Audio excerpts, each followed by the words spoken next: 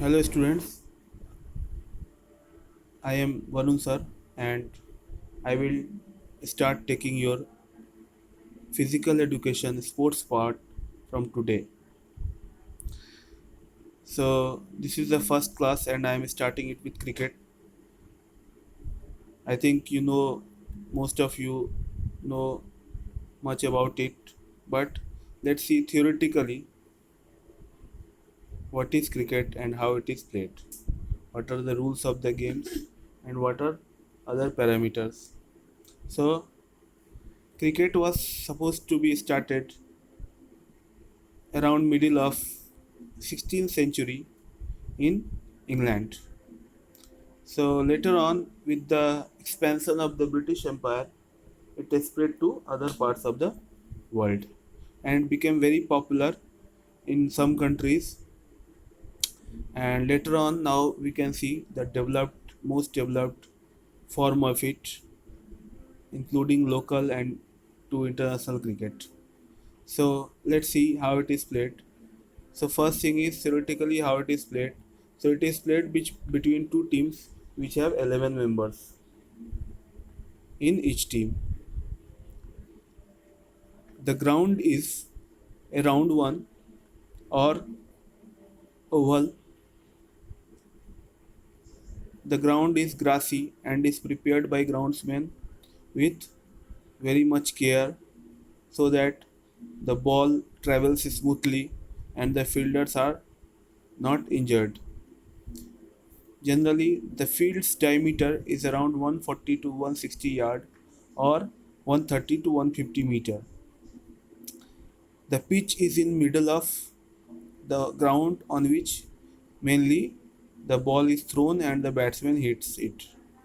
So around 65 to 75 meter is the radius of the, and we can say also the distance of the boundary from the batsman is always around 65 to 75 or 80 meters.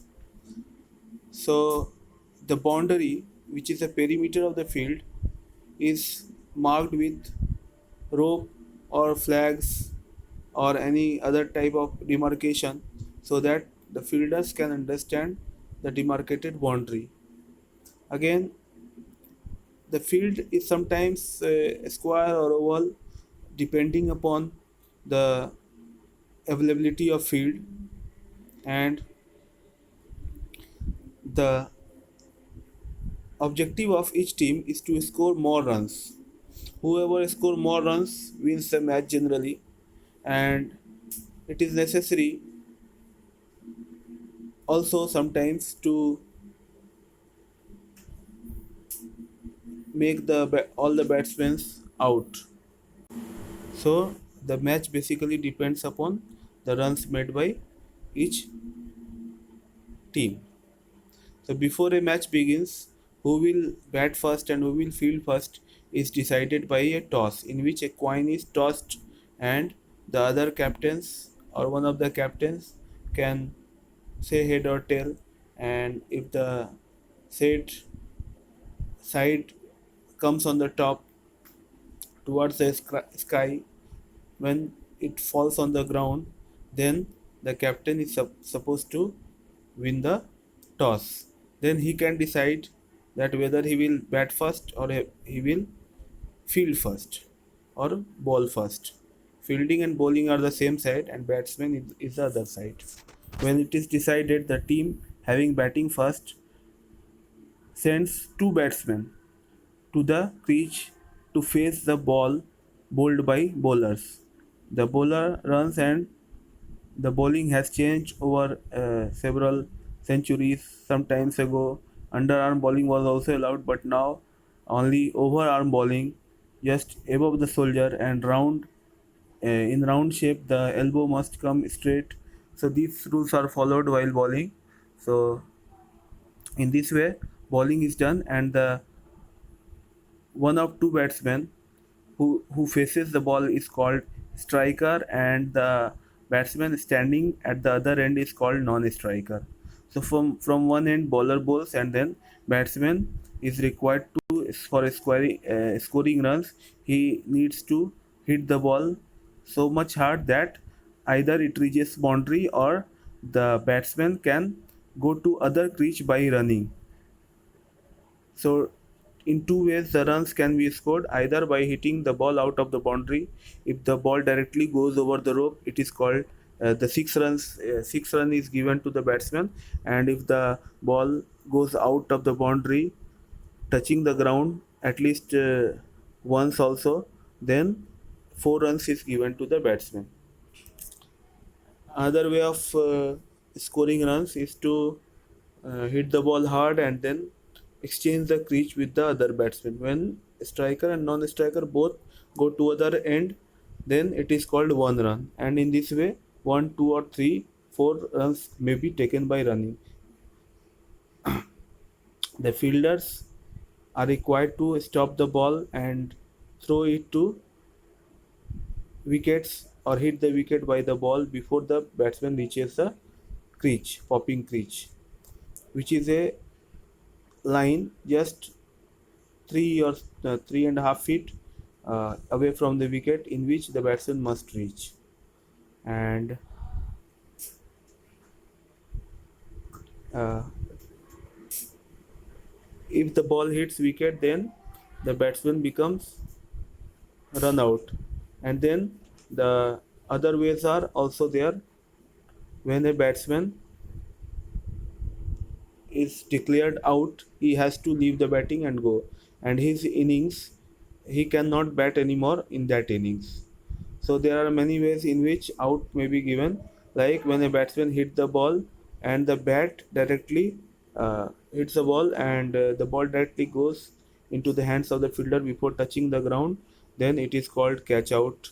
And when the ball bowled by the bowler directly hits the wicket, it is called bowled out.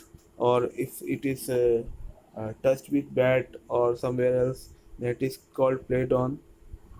And when uh, any part of the body excepting the bat or the bat holding part comes before the wicket, and if the ball was supposed to hit the wicket, then it is given leg before wicket. So in this way there are many outs. If the bat hits the wicket, it is also called hit wicket. And there are several other ways also, we will see later, other ways of becoming out. And now let's see how what is the format of the cricket. So basically the over is called over is a bunch of six balls. So six times the bowler delivers the ball to the batsman. If it is there is no wide or no extra runs is given there. If the ball goes too much away from the batsman, it is called wide. And if it is too much high or a very high full toss, or if it pitches outside the pitch, it is called no ball. Or if the bowler crosses the pitch while delivering the ball, then it is also called a no ball. Then that ball is not counted or included in the over, and one extra run is given. And on that, several out is not given. Like on no ball, no catch out, stump out, only run out happens on no balls. No bowled out will be given. Only run out will be given. So in this way, there are several no ball and white balls are there. If there are no such extra balls, then only six balls are bowled. And in whole match, there are different formats like 2020, in which 20 overs each 20 overs are faced by each batting side. And again 50 overs game are there, that is one day international, that is called, in which 50 overs is faced by each uh, team. And again test match is there, which goes on for 5 days, and unlimited number of overs are bowled there based on time, only time limit is there. And generally 90 overs per day is played. So there are different format in which dress are also uniform, or dressing is also like that. Like in test matches, white shirt, white kit is worn by uh, uh, players. And in one day and T20, color dresses are taken, because color of the ball also changes in test matches. Generally not generally, every time red ball is used, which is made up of leather, and inside that a cork is there in the core. So the ball is very hard. And Again, in one day international and T20, white ball is used.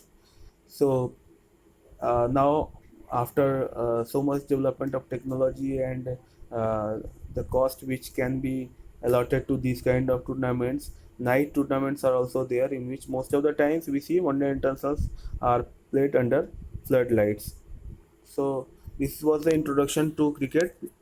In the next class, I will explain different other aspects of it. Thank you very much, students.